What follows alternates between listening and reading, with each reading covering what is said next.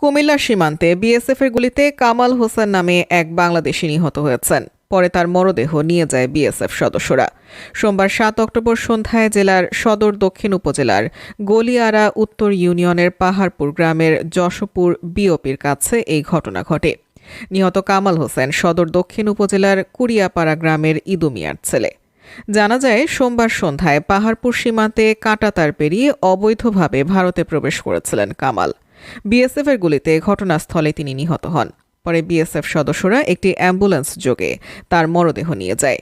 বিষয়টি নিশ্চিত করে ১০ বিজিবির অধিনায়ক লেফটেন্যান্ট কর্নেল ইফতেখার হোসেন জানান, কামাল হোসেন নামের ওই যুবক ভারতের অভ্যন্তরে প্রবেশ করার সময় বিএসএফ সদস্যরা তাকে লক্ষ্য করে গুলি চালায়।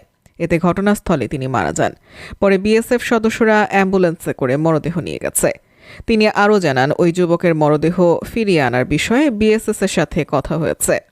আজ মঙ্গলবার ৮ অক্টোবর দুপুর ১টার দিকে পতাকা বৈঠকের মাধ্যমে তার মরদেহ হস্তান্তর করার কথা রয়েছে বলেও জানান তিনি।